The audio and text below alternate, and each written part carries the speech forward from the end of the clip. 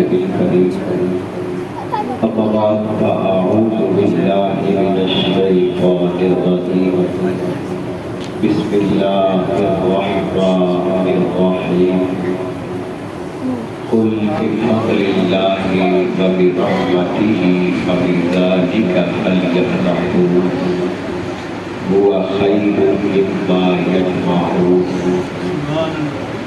وقال الله تبارك وتعالى في المقام الآخر وما كان الله ليعذبهم أنت فيهم وقال الله تبارك وتعالى في المقام الثالث وما أرسلناك إلا رحمة للعالمين آمنت بالله صدق الله العظيم إن الله وملائكته يصلون على النبي يا أيها الذين آمنوا صلوا عليه وسلموا تسليما الصلاة والسلام عليك يا سيدنا حبيب الله الصلاة والسلام عليك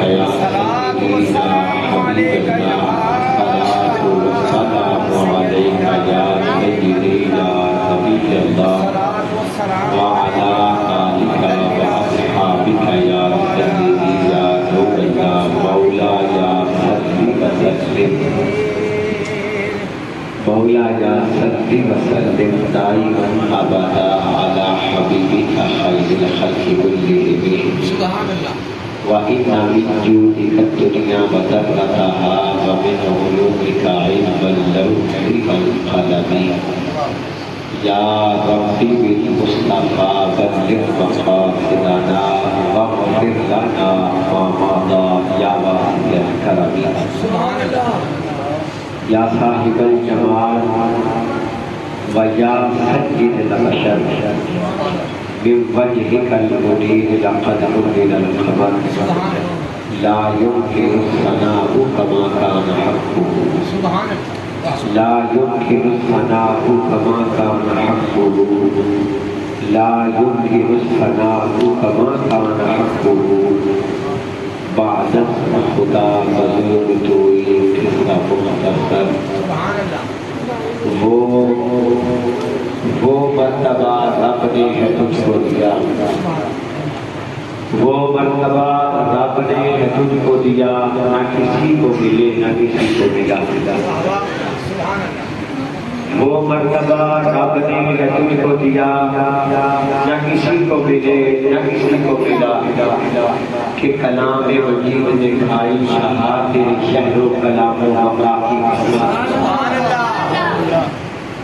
وہ مرتبہ رب نے تجھ کو دیا نہ کسی کو ملے نہ کسی کو ملا کہ کلام مجید نے کھائی شہاد تیرے شہر و کلام و بقا کی قسم تیرا مسند ناز ہے عرش بری تیرا محرم راز ہے روح امین کوئی تجھ سا ہوا ہے نہ ہوگا شہاد کوئی تجھ سا ہوا ہے نہ ہوگا شہاد تیرے خاص کے رسول عطا کی قسم کہ عرش حق ہے مسند رسول اللہ کی عرش حق ہے مسند رفعت رسول اللہ کی دیکھ دن ہے حشر میں عزت رسول اللہ لا رب العرش جس کو جو ملا ان سے ملا بڑھتی ہے کونین میں نعمت رسول اللہ کی اور وہ جہنم میں گیا وہ جہنم میں گیا جو ان سے مستغنی ہوا ہے خلیل اللہ کو بھی حاجت رسول اللہ ہے خلیل اللہ کو بھی حاجت رسول اللہ کی اور منکر اس نے رب نے منکر اس نے تجھ کو مہلت دی منکر اس نے تجھ کو مہلت دی کہ اس عالم پہ ہے کافر و مرتد پہ بھی رحمت رسول اللہ سے منکر تجھ کو مہلت دی وگرنہ پچھلی قوموں کے اندر اگر کوئی برائی کرتا تھا اسے مہلت نہیں ملتی تھی. کیونکہ ایسے ہی ہے، پچھلی قوموں میں کوئی برائی کرتا تھا اسے اس طرح مہلت نہیں ملتی تھی. اگر رات کو گناہ کیا ہے تو صبح دروازے پہ لکھا ہوتا تھا. سمجھا ہے آپ کی؟ اگر رات کو گناہ کیا ہے تو صبح دروازے پہ لکھا ہوتا تھا. اگر رات کو برائی کی ہے تو صبح ماتھے پہ بھی لکھی ہوتی تھی کہ اس شخص نے رات کو یہ برائی کی ہے. اور پھر ان قوموں کو اللہ تعالیٰ نے ان کے چہروں کو مسخ بھی کر دیا، ان کے چہروں کو تبدیل بھی کر دیا. اور یہاں تک کہ حضرت داؤد علیہ السلام کی قوم جب انہیں منع کیا گیا کہ تم نے ہفتے کے دن مچھلیاں، بولیے، ہفتے والے دن مچھلیاں نہیں پکڑنی، صرف اللہ کی عبادت کرنی ہے، انہوں نے کیا کیا؟ انہوں نے کہا اب باقی ایام میں ہم جب مچھلیاں پکڑنے کے لیے جاتے ہیں آزمائش ایسی ہے کہ کوئی مچھلی بھی ہاتھ میں نہیں آتی، تو چند تھوڑی بہت مچھلیاں ہاتھ میں آ جاتی ہیں. اور جب ہفتے کا دن آتا مچھلیاں چھلانگیں مارتی، مچھلیاں چھلانگیں مارتی. اب ان کا دل بے ایمان ہوتا، کرے کیا کرے؟ انہوں نے ہیلا بہانا سوچا. انہوں نے کہا چلو مچھلیاں پکڑیں گے نہیں، مچھلیاں پکڑیں گے بچوں، مچھلیاں پکڑیں گے نہیں. 2-4 آدمی جائیں گے، جا کر جو ہے وہ ایک طرف جو ہے جو ہم نے ایک کنواں بنا لیا ہے، ہم نے ایک فارم بنا لیا ہے، ہم نے ایک گڑھا کھود لیا ہے، اس کے اندر ایک نالی، ایک کھالا بنا کر ایک ہم نے دھکا لگا دیا ہے. بس انہوں نے جا کے دھکا چکنا، باقی اور کچھ کرنا کل سمجھ آتی ہے کی کرنا؟ دھکا چکنا. اب دھکا اٹھانے میں کتنا ٹائم لگتا ہوگا؟ کچھ چند سیکنڈ لگتے ہوں گے، منٹ لگا لیں آپ. دھکا اٹھایا، اپنے گھر آ گئے اور وہ تالاب بھر گیا، مچھلیاں اس کے اندر آ گئی، دھکا بند کر دیا. بھائی اتنا کم کرتے تھے بس، اور عبادت میں مصروف رہتے تھے. لیکن یہ جو کام انہوں نے کیا، اللہ کے نبی نے کہا کہ یہ کام بھی ٹھیک نہیں ہے. بھائی یہ کام بھی ٹھیک نہیں ہے. جب اللہ نے منع کیا ہے تو تمہیں پھر یہ کام کرنے کی اجازت، اللہ کی آزمائش ہے، تم نے یہ کام نہیں کرنا. انہوں نے کہا ہم کیا کرتے ہیں، صرف ایک دھکا اٹھاتے ہیں بس. کہا نہیں، اللہ تعالیٰ کو تمہارا یہ عمل بھی پسند ہے. کچھ لوگوں نے انہیں منع کیا، کچھ لوگ خاموش ہو گئے، اور تیسرا طبقہ جو تھا وہ یہ کام کرنے والا تھا، وہ یہ کام کرنے والا تھا. قرآن فرماتا ہے اللہ تعالیٰ نے ان سب کے چہروں کو، ان کو بندروں میں مسخ کر دیا. قرادتاً کے الفاظ قرآن کے اندر موجود ہے. اللہ نے ان کو بندر بنا دیا. کیا بنا دیا؟ بولیے، بندر بنا دیا. تو بہت بڑی برائی کی تھی انہوں نے. آپ کیا سمجھتے ہیں ماسٹر صاحب؟ تو بہت بڑی برائی کی تھی انہوں نے، صرف اللہ اور اس کے رسول کی نافرمانی کی تھی نا. اللہ اور اس کے رسول کے حکم کو نہیں مانا تھا. میں اور آپ غور کریں اب اپنے اوپر، ہم اللہ اور اس کے رسول کی کتنی نافرمانیاں کرتے ہیں یا نہیں کرتے؟ بولیے، جواب دیجیے. صبح اٹھنے سے لے کر رات بستر تک جانے تک، بلکہ بستر پر جانے کے بعد تک بھی ہم نافرمانیوں میں مصروف رہتے ہیں. اور وہ برائیاں کر جاتے ہیں کہ اگر ہمارے ماں باپ پر کھل جائیں تو وہ ہمیں منہ نہ لگائیں. نہیں سمجھے آپ میری بات؟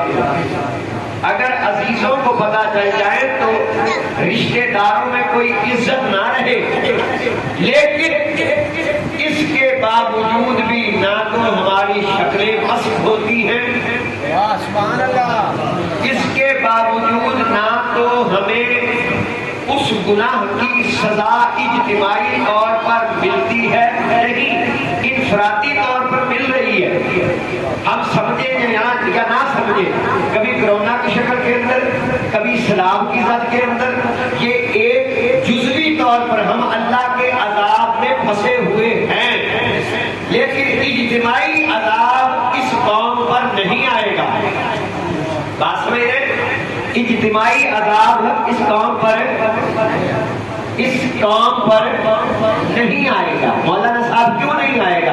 کہا میرے رب نے وعدہ جو کیا ہے، میرے رب نے وعدہ کیا ہے، میں نے خطبے کے اندر آیت پڑھی ہے، اللہ نے فرمایا وَمَا كَانَ اللَّهُ لِيُعَذِّبَهُمْ أَنْتَ فِيهِمْ۔ سبحان اللہ۔ اگر نہیں بھی سمجھ آ رہے پھر بھی کہہ دیں سبحان اللہ، کیونکہ میں نے تو قرآن ہی پڑھا ہے نا، قرآن تو سچائی ہے، رب کا فرمان ہے۔ فرمایا وَمَا كَانَ اللَّهُ لِيُعَذِّبَهُمْ، اللہ کی شان ہے ہی نہیں، اللہ کو یہ بات گوارا ہی نہیں ہے۔ کون سی بات؟ فرمایا کہ ان کو عذاب دے، ان کو اس حال میں کہ انت فیہم، اے محبوب تم ان کے اندر موجود ہو، تم ان کے اندر، اب غور کیجئے گا، تم ان کے اندر موجود ہو۔ جس کا تو یہ عقیدہ ہے کہ حضور اب بھی موجود ہیں، وہ تو مانے گا، وہ تو اس کو مانے گا۔ اگر کہ تمہارا عقیدہ ہے کہ حضور چلے گئے ہیں بس ختم ہو گیا معاملہ، تو پھر تو عذاب آ جانا چاہیے جلال بھائی، پھر تو عذاب آ جانا چاہیے۔ فرمایا نہیں، جب تک آپ ان کے اندر ہیں میں انہیں اجتماعی عذاب نہیں دوں گا۔ تو پتہ یہ لگا ظاہری پردہ کیا ہے، حقیقت میں اپنی امت کے احوال سے باخبر ہیں۔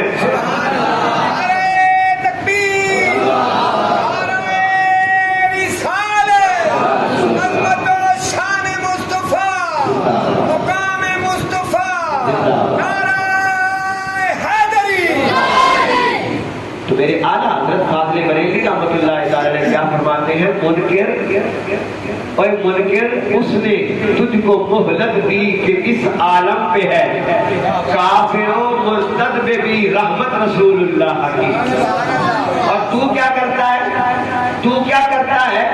میں تمہاری بات نہیں کر رہا، آپ تو حضور کا میلاد منانے کے لیے آئے بیٹھے ہیں، آپ تو حضور کا ذکر سننے کے لیے آئے بیٹھے ہیں، میں اس کی بات کرتا ہوں جو یہ کہتا ہے کہ یہ میلاد کہاں لکھا ہے۔ میں دلائل دوں گا، آج میں آپ کو کچھ دلائل دینے کے لیے آیا ہوں۔ میں چاہتا ہوں میرے گاؤں کی نسلیں خراب نہ ہوں، ہاں میرے گاؤں کی نسلیں خراب نہ ہوں۔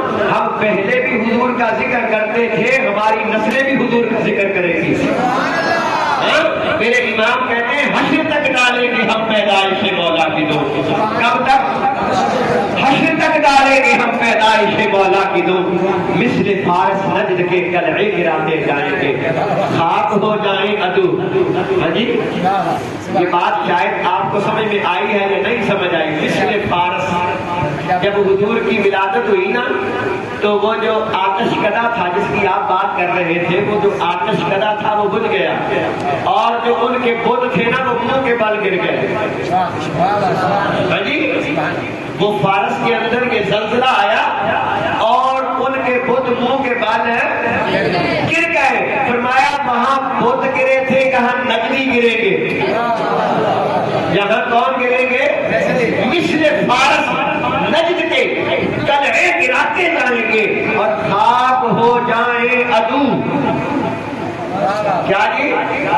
جل جل کے، کوئی جلدا ہے جل جاوے، کوئی سڑتا ہے سنیاں دے گج بج کے میلاد منانا ہے، وہ یہی بات ہے جی۔